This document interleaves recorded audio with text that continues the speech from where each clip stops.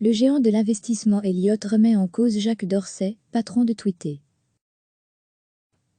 Le fonds d'investissement Elliott cherche à faire remplacer Jacques Dorsey, patron et fondateur du réseau social Twitter et figure de la Silicon Valley, d'après des articles parus dans la presse américaine financière vendredi. Selon une source de la chaîne CNBC, le fonds américain voudrait démettre Jacques Dorsey parce que son attention est divisée entre Twitter et Square, une entreprise spécialisée dans le paiement numérique, aussi fondée par Dorsey, NDLR, et parce qu'il souhaite partir en Afrique. L'action de Twitter s'appréciait de près de 8% lors des échanges électroniques après la clôture de Wall Street. La société basée à San Francisco a refusé de commenter. Le 21 mars 2006, Jacques Dorsey envoie le premier tweet. Juste setting up mité WTTR, je règle monter WTTR. Depuis son compte @Jacques, la première adresse de l'histoire de Twitter.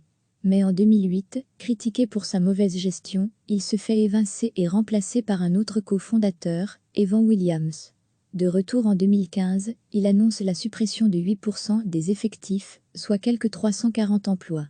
Il promet davantage d'écoute et de transparence aux développeurs auprès desquels il s'est excusé pour la confusion du groupe et entreprend de simplifier les produits proposés avec l'espoir de séduire davantage le grand public. La même année, sa société de paiement mobile Square entre en bourse.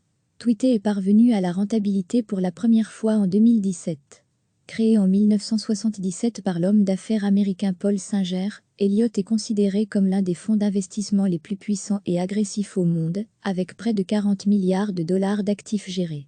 Sansin, ThyssenKrupp, Bayer, Pernod Ricard, la liste de ses prises de participation parfois controversée est longue.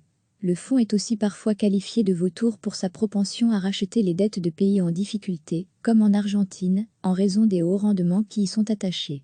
Recevez chaque matin l'essentiel de l'actualité. Cliquez sur s'abonner pour recevoir les dernières nouvelles.